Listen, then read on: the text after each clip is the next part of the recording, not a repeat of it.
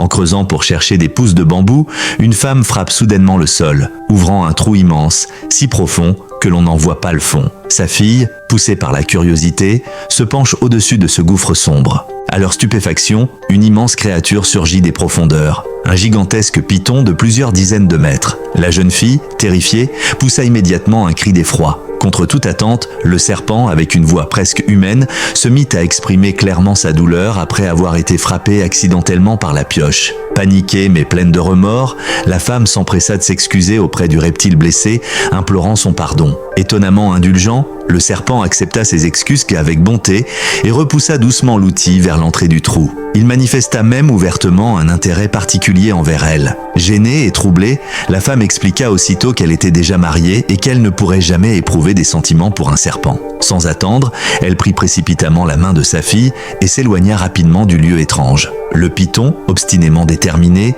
observa fixement leur départ, affirmant à voix haute qu'il retrouverait cette femme coûte que coûte. De retour à la maison, la mère et sa fille étaient encore bouleversées par cette rencontre troublante. Après avoir réussi à calmer les craintes de sa fille, la femme décida de se rendre à la rivière pour se baigner et apaiser son esprit. Mais à peine arrivée, elle ressentit une présence inquiétante, le serpent était revenu, se faufilant silencieusement vers elle. Alarmée par le bruit subtil derrière elle, la femme quitta précipitamment la rivière, ignorant cependant que l'énorme serpent la suivait furtivement. Quand vint la nuit, et que toute la maisonnée fut plongée dans le sommeil, le python s'introduisit discrètement dans la chambre de la femme. Le lendemain matin, en se réveillant, elle remarqua immédiatement que quelque chose d'anormal s'était produit. Soudain, une voix masculine surgit derrière elle, révélant calmement qu'il n'était autre que le serpent de la veille, désormais transformé en homme.